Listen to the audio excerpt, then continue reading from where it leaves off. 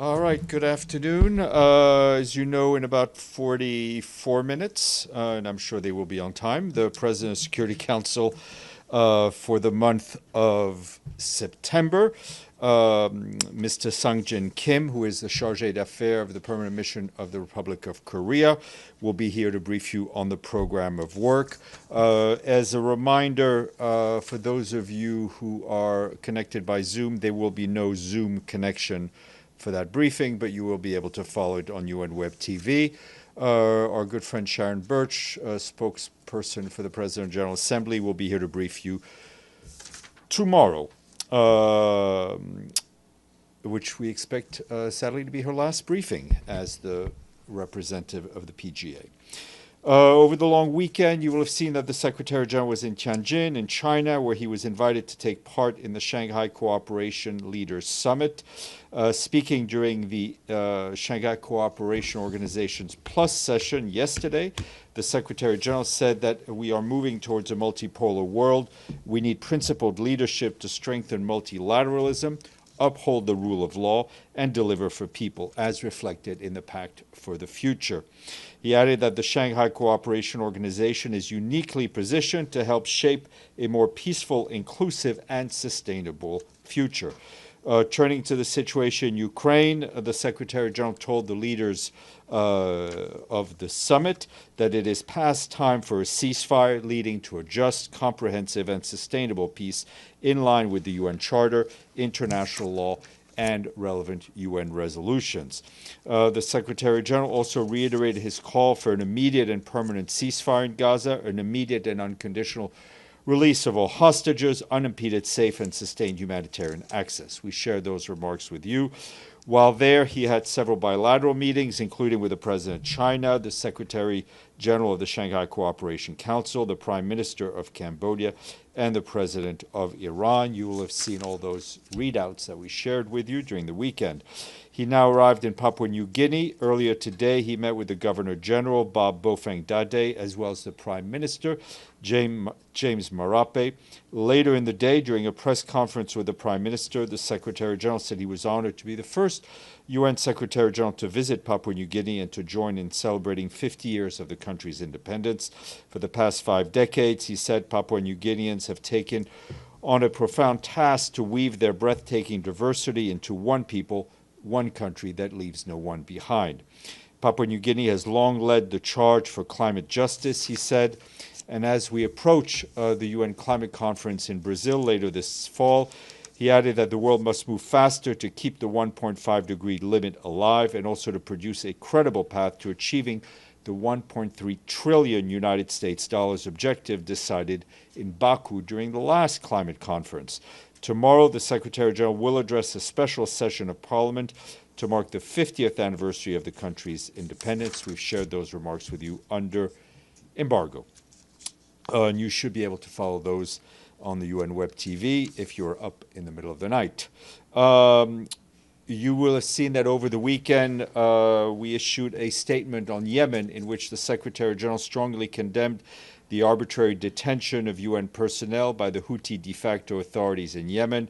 He further condemned the forced entry into the premises of the World Food Programme, the seizure of UN property, and attempts to enter other UN premises in Sana'a. The total number of UN detained staff at this moment, after this latest action, now stands at least at 18. This is in addition to the 23 colleagues already arbitrarily detained, some since 2021. You will recall that one of our colleagues died while being held in custody by the Houthis, and that took place in February of this year. The Secretary General strongly reiterates his demand for the immediate and unconditional release of all those who have been detained, including all other personnel from the UN, international organizations, NGOs, civil society, and diplomatic missions. Our personnel and that of our partners must never be targeted, they must never be arrested, and they never must be detained while carrying out their duties on behalf of the United Nations. Meanwhile, our special envoy for Yemen, Hans Grunberg, just concluded a visit to Muscat in Oman, where he met with senior Omani officials as well as the Ansar Allah chief negotiator Mohammed Abdel Salam, and representatives of the diplomatic community. In these meetings, Mr. Grunberg reiterated his strong condemnation of these detentions, stressing that these detentions, as well as the forced entry into our premises and taking of UN property by Ansar Allah, seriously endangers our ability to operate in Yemen and deliver much-needed assistance to the people of Yemen.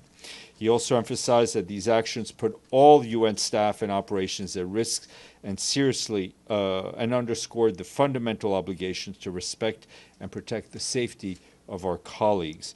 Mr. Grunberg also expressed his deep concern over the continuous cycle of hostilities between Ansar Allah and Israel and its repercussions inside Yemen and for the wider region.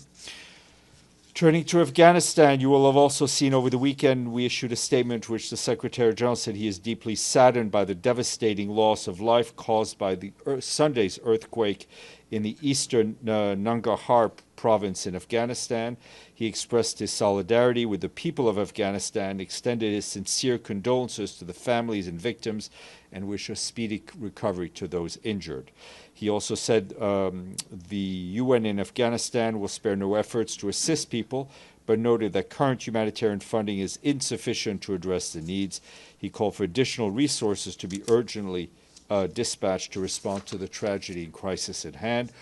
On the ground, our humanitarian colleagues tell us that preliminary reports from the de facto authorities now indicate at least 1,400 people have been killed and more than 3,100 injured.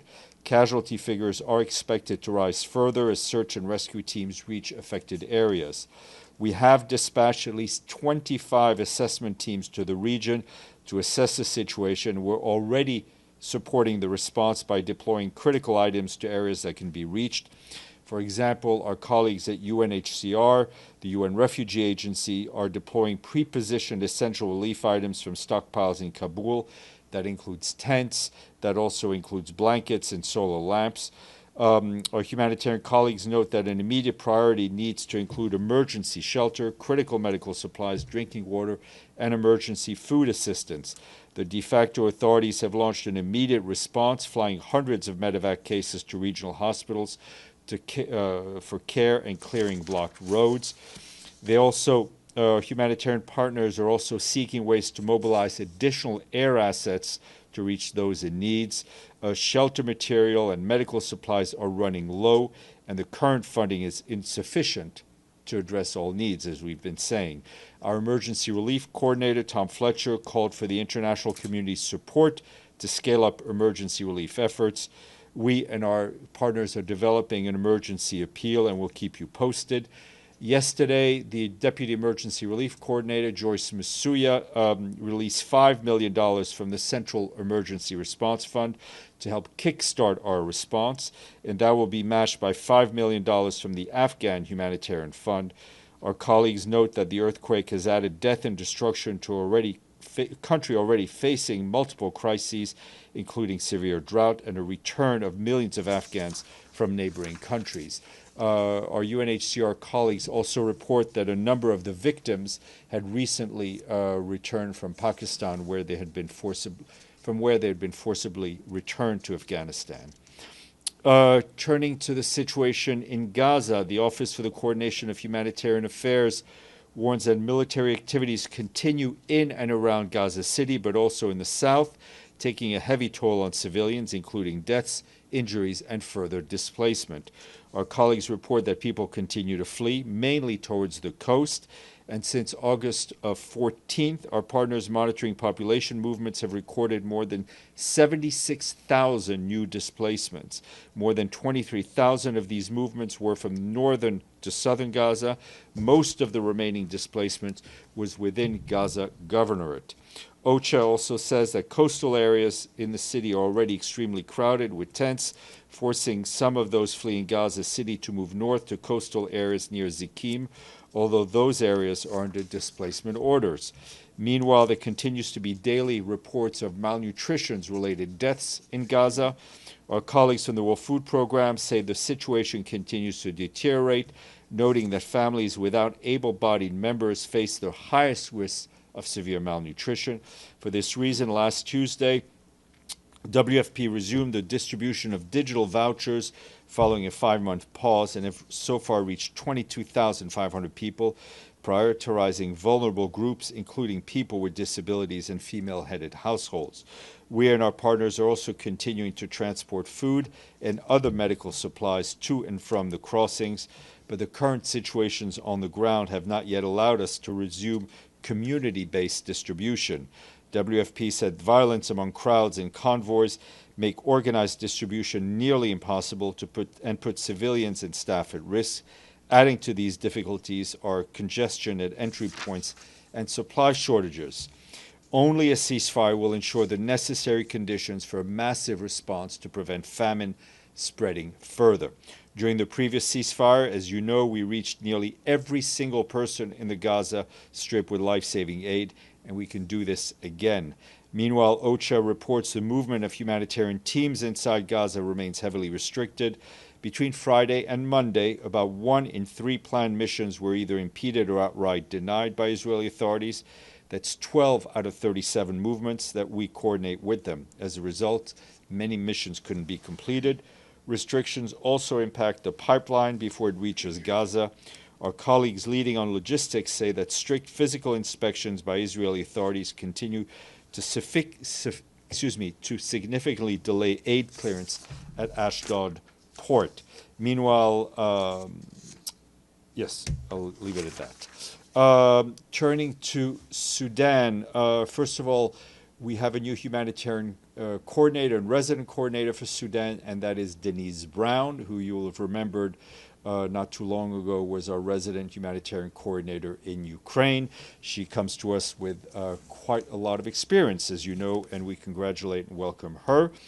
In terms of Sudan, the Office of the Coordination of Humanitarian Affairs is deeply concerned by reports of the devastating landslide that struck Tarsin village in the Jebel Mara region on the border of Central and South Darfur states. That apparently took place on the 31st of August, and that came after days of very heavy rainfall. According to our humanitarian partners, it is difficult to assess the full scale of the incident or confirm the exact death toll, as the impacted area is extremely hard to reach. Preliminary reports from local sources estimate the death toll to be about 1,000 people. Our humanitarian partners, though, have reported significantly lower numbers. An interagency assessment will seek to provide verified figures in the coming days. In a message of condolences and solidarity, our acting humanitarian coordinator in Sudan, Luca Renda, today said we and our humanitarian partners are mobilizing to provide support to people impacted by the landslide. OCHA is also coordinated with our partners in the areas to assess needs and mount a response. Although Jebel Mara is one of Sudan's most remote and inaccessible regions, it is hosting people displaced by the ongoing conflict in other parts of the country, including those who fled North Darfur state. Our humanitarian partners also note that heavy rains have caused widespread damage and displacement elsewhere in Sudan. In Gadaref state, more than 300 people were displaced over the weekend when floods hit Bazora and Abu Nal villages. That's what the International Organization for Migration is telling us.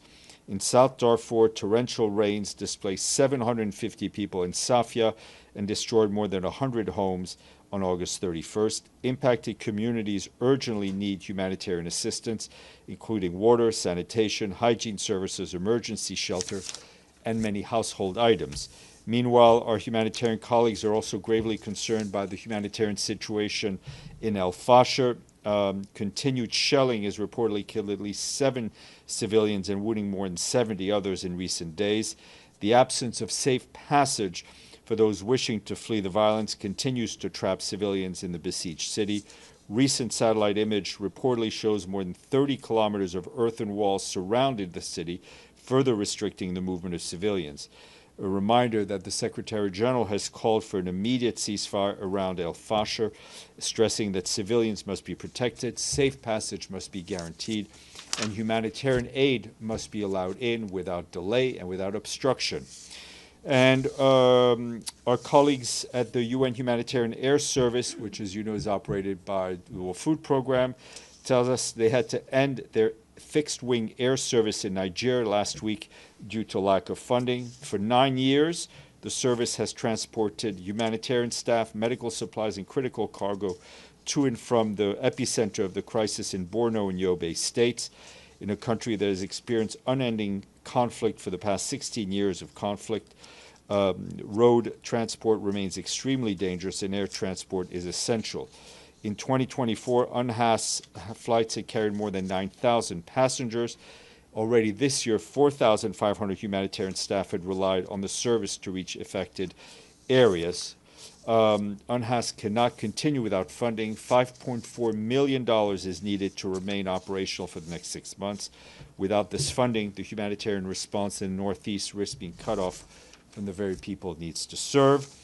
Bear with me, a couple more notes. Turning to Myanmar, a report published today by the UN Human Rights Office shows that between 2021 military coup and August 20th of this year, credible sources have verified the killings of some 7,100 people by the military. According to the report, a third of them were women and children. Human Rights Office adds that at least 29,560 people have been arrested on political grounds. More than 22,000 remain in detention without respect for a fair trial and judicial guarantees in military-controlled courts.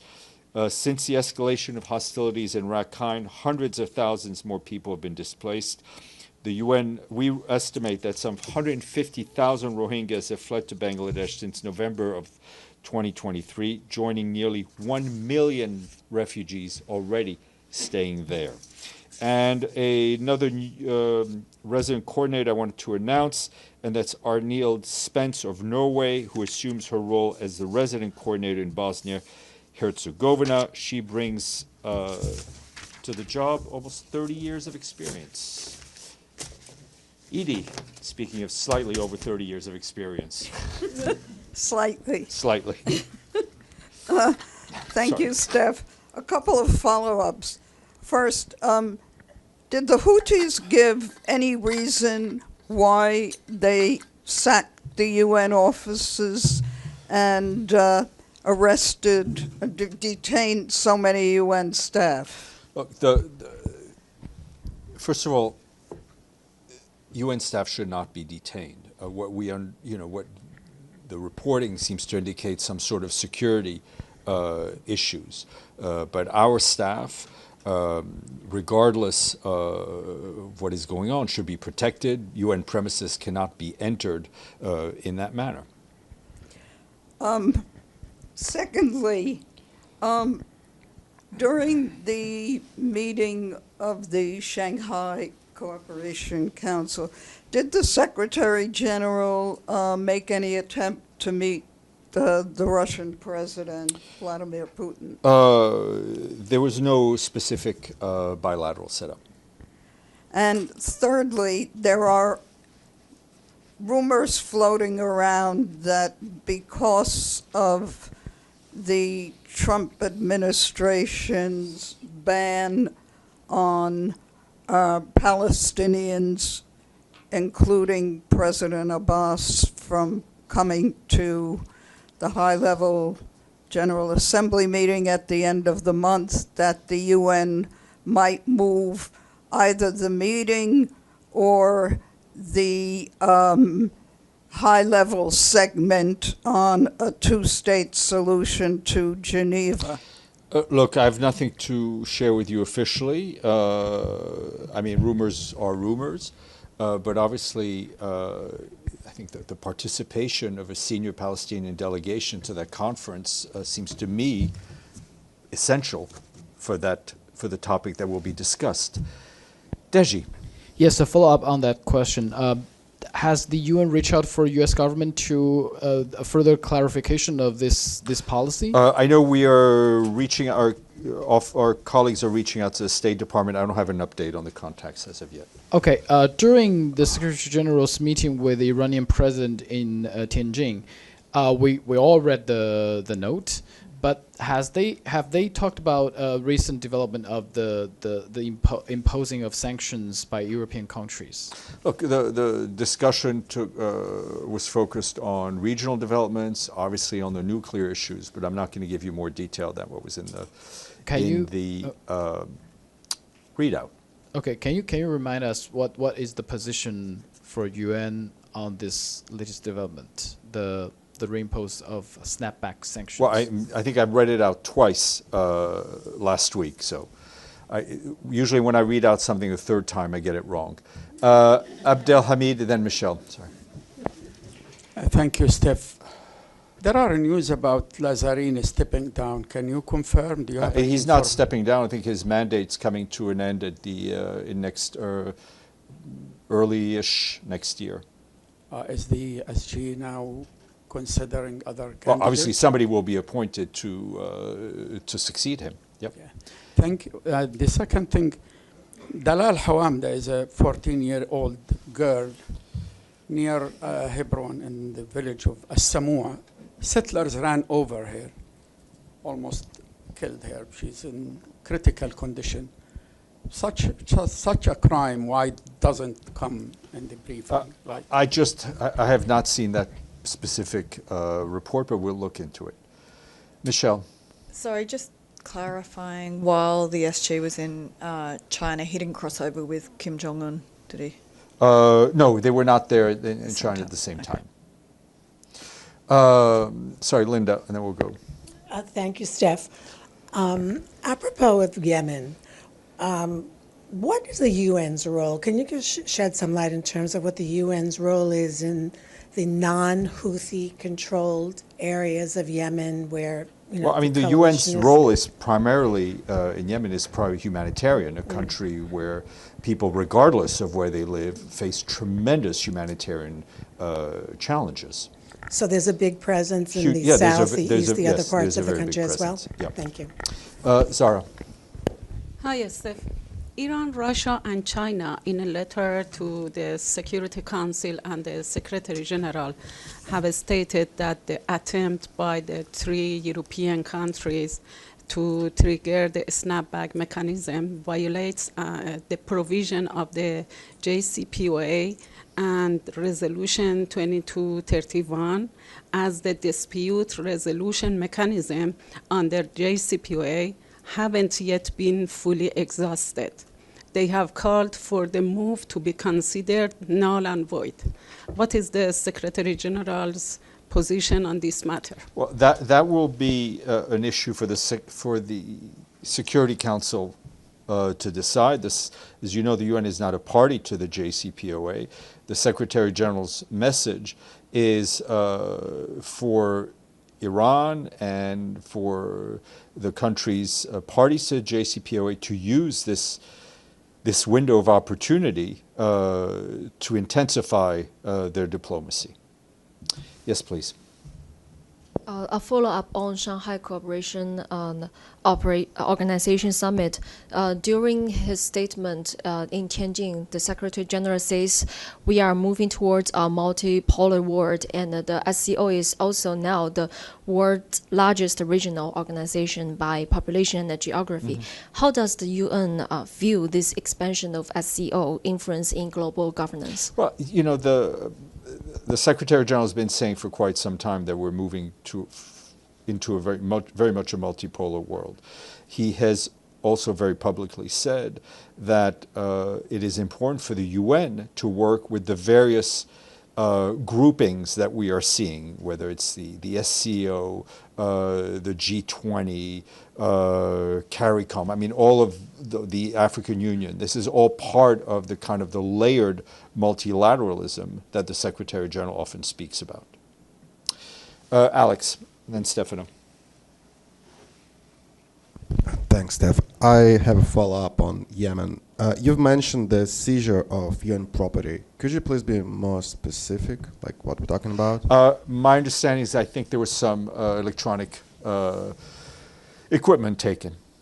All right, thank you. Stefano. Thank you. The world-leading Association of Genocide Scholars have declared that Israel is committing genocide in Gaza. Is the Secretary General aware of this? Yes. And what does he think? Look, it's a very prominent and serious organization. It doesn't change our position, which I've stated and restated when it comes to the Secretary General using the term genocide. This doesn't stop us almost every single day in condemning and decrying what we are seeing taking place in Gaza. And then another question. Apparently, France has put its hospital on alert for a war that could start by March 2026. Is the Secretary General aware of this? I have and no what does clue he what think? you're talking about, Stefano, but I'm happy to look into it. Deji. Yeah, just a very quick question. Do we know the nationals of those who detained in Yemen? They are local staff, national staff. They are national staff. There is an additional person who is an international, which would bring us to 19, who we hope will be released today, if not already done so. But whether national or international, they should all be released immediately. Okay. I'm sure our friends in the Republic of Korea will be here in 17 minutes, 18 minutes.